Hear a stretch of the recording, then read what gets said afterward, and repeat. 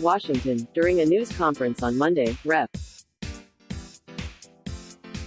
Ilhan Omar, D-Minn, accused Israel of denying her and fellow Congresswoman Rashida Tlaib, D-Minn, entry because they are the first two Muslim American women elected to Congress. On Twitter, Omar was even more pointed, accusing Israel of implementing Trump's Muslim ban, a calumny echoed by supposedly responsible Democrats such as Sen. Tim Kaine, DVA, who tweeted, PM Netanyahu, drop your Muslim ban. Sorry, it's not a Muslim ban, it's an anti-Semite ban. Israel's decision to bar the two U.S. lawmakers was a mistake, because it has given them a much bigger platform from which to attack Israel. But let's be clear, there is nothing outrageous about Israel's decision to bar entry to politicians who advocate its destruction.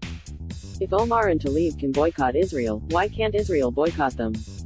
Omar says Israel's decision interferes with her ability to do her work as a member of the House Committee on Foreign Affairs. Maybe so.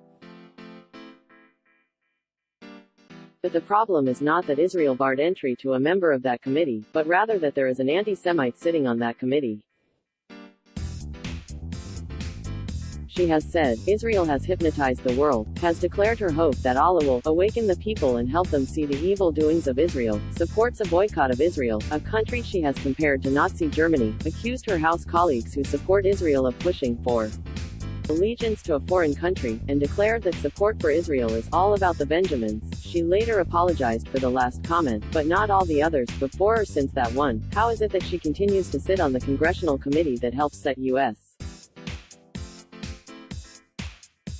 policy toward Israel? When Representative Steve King defended white supremacist views, the GOP leadership in the House stripped him of his committee assignments. Yet, after Omar made virulently anti-Semitic comments, Democratic leaders in the House could not bring themselves to do the same.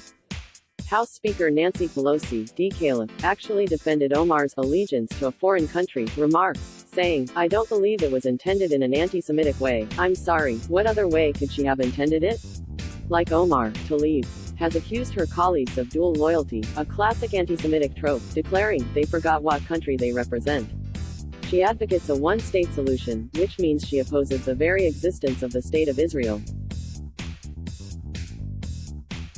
She wrote for Louis Farrakhan's publication, The Final Call, which regularly publishes anti-Semitic screeds. The two showed their true colors when they chose not to join a bipartisan congressional delegation to Israel earlier this month in favor of a trip organized by Mifta, a rabidly anti-Semitic group that has accused Jews of using the blood of Christians in the Jewish Passover, has published neo-Nazi propaganda questioning the Jewish Holocaust tale, in quotes, and has celebrated terrorists who murder Israeli children. The fact that Democrats tolerate, and even embrace, Omar and Tlaib is appalling. And it points to a larger problem. There is anti-Semitism on both the right and the left.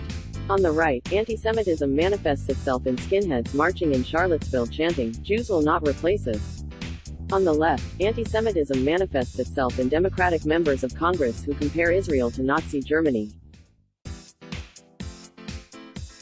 But while right-wing anti-Semites remain on the political fringes, where they belong, on the left, anti-Semites have found their way into the halls of power and are being defended by the party's leaders. Many of the same Democrats who correctly criticized President Trump for his weak response to Charlottesville are now openly defending Omar and Tlaib.